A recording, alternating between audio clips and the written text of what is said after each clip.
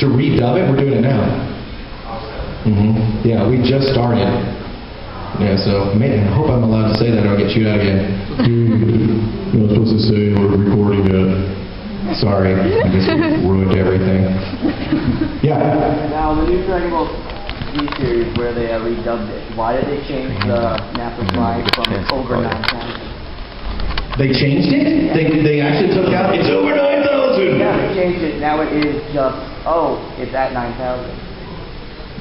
That's lame! Yeah. That's like iconic the series. Every convention I go to, somebody says, it's over 9,000! And they changed it. Oh, some writer has got to stop smoking so much weed.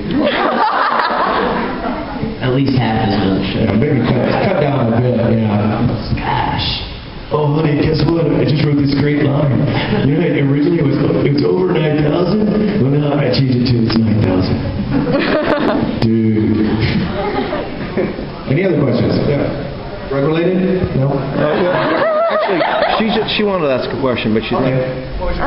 What were your favorite roles you ever played or voiced? What are your favorite roles? Checking his email. No, I just got called by a number I've never seen before in Talco, Texas. Bill collector. I don't know people in Talco. I don't either. I didn't know there was a Talco. My grandma? Could be. Grandma, take the call. What are you doing? You're rude. Grammy! Alright, favorite parts? Yeah, what was your favorite part? You want to go first? Mine was when I did Aaron when we first came in. That was my favorite part. Actually, I think Krillin is my favorite part. And I also love doing Toonami Tom. That was really fun. I remember that. Yeah, I was the original Toonami Tom. Back when he had a little pot belly and you guys were babies. Yeah. I used to watch that every day after school. It was typecasting. What? You weren't a baby? Oh, middle school. Okay, shut up. What's your favorite part? They left the voicemail. Call her back. Okay, I don't know about my favorite part. I mean, like, I'm always kind of like questing for an actual manly part. Like when I got a Eon in Trinity Blood, I was like, okay, vampire, bad guy, gotta be a bad guy. There's no way that this can go like that. And then like, I don't know how many of y'all have seen this, but there's this part where he just starts like whining to this human. She's human, why are you telling her all about your problems? And he starts crying, he's like, don't leave. And it's like, why do vampires have feelings? So lame. And then they became made of glitter later. Oh, I was almost a glitter vampire for Halloween.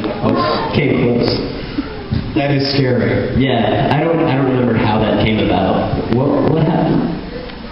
Oh, my mom bought some black hairspray, and I was curious about what I'd look like with black hair, so I told her, but she wouldn't let me put it on unless if I had a Halloween costume, so I told her I'd be a vampire.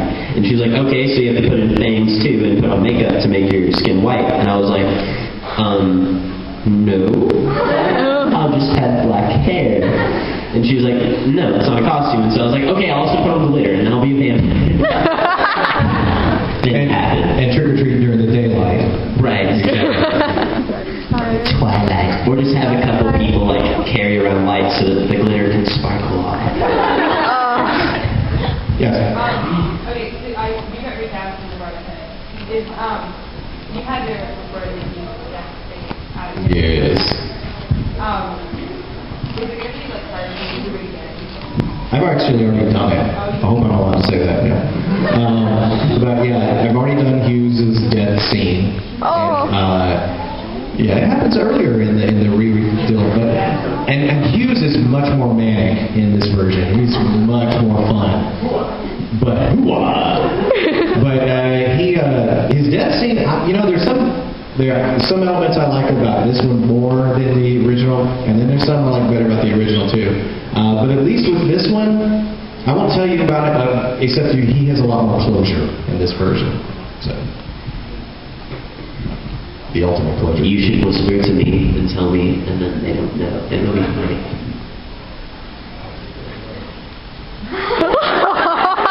I'll tell you what he didn't whisper is act really surprised. That's exactly I said it. I'm surprised. Any other questions? Yes. I know, Aaron, when you were cast as Al, you were 12 years old. What was it like working with Hues all day being 12? I mean, kids are really hyper and they have to get out and run around. Yeah, I moved around a lot. I would actually, we had a metal bowl to make the noise, and sometimes I would actually kick it when I was moving around. And then there's the whole time I got stuck in a booth on a stool and wedged and whatnot. And yeah, I moved a lot, and they ended up bribing me with Halo to make me actually do my lines. Will you tell us stuff in the story? That's the story. That's the story. I was leaning back, and there was some beeps, and then I got stuck. Well, you fell over backwards, right? Yeah, I leaned forward, but instead physics said no. And then, I was stuck in the line that Mike ends up hearing me say, when it's recording, he's like, help me! And so he had to get me out of there. It's a good time. I have to say, though, he was extremely well behaved for a 12-year-old, though. I mean, he was very professional and very easy to work with. You've done a lot of acting before that, haven't you? Well, I've done Fruits Basket, but I've never done real acting. He just raised correctly, I guess. Basket too. Yeah, there you go. Shout out to his mom. Like very chivalrous mom. Yeah. Yeah. Oh, in the Brotherhood, there's introductions of all new characters. You guys playing the other ones? Not that I know of, not for me. Because he kind of runs a gambit in voice, up and down. Yay, up here! And down here, very seriously. So it's my voice range is covered in it, so if I played another character, you go, that's Hues, isn't it? So. Are you doing any other characters? Yeah, Mike said that I was going to be somebody, but I don't know who yet. So there are a lot of characters, though, so. There are.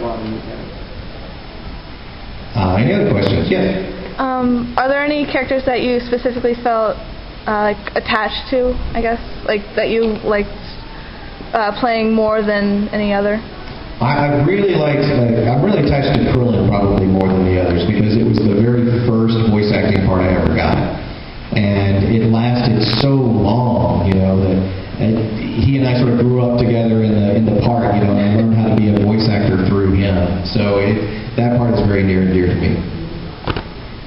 Yeah, that was probably out for me because it's not the first part that I got, but it's the first part that spanned more than 2 episodes that I got. Yeah, that's the thing is generally we don't have time to get to know these characters very well. Sometimes just a few weeks, if that, even on a major part. But when you get a role that, like in Full Metal Alchemist or Dragonball Z, that lasts a couple of years, you get locked into those characters. Yeah. And eventually you don't know where you end and where they begin. Like Krillin laughs like this. And sometimes when I'm naturally laughing, I'll get into that range and I go, did I always do that? Or did Krillin make me do that? On a lot of the Elite Foundation DVDs, they're starting to put commentaries for some of the episodes. And I've noticed that some of the commentaries are really informative and awesome. And some of the ones, and the other ones are awesome, but it's ridiculously goofy and have nothing to do with the show. What are the mechanics? Drugs. Sometimes they're there and sometimes they're not. And it depends on how well Funimation's doing that week before they provide ecstasy for the actors before they go on to do it. You can tell, Yeah, it's pretty clear. Yeah. No, I'm sorry. Mechanics of what? No. They set that up. I mean, sometimes it seems like you have conflict with chocolate. But it seems like you, I guess, the voice actors are watching the episode and be like, oh, that's interesting. And they're like, oh, they're, basically, I didn't know that. Well, yeah, I think that's totally dependent on who's in the, who's in the booth recording that commentary. And what mood they're in that day. Yeah. I've had sessions with directors and the same director, and one they'd be very serious, and then another time it'd just be completely goofy and silly. So it's just whatever mood you're in. Because we don't have a script for it, we just wing it.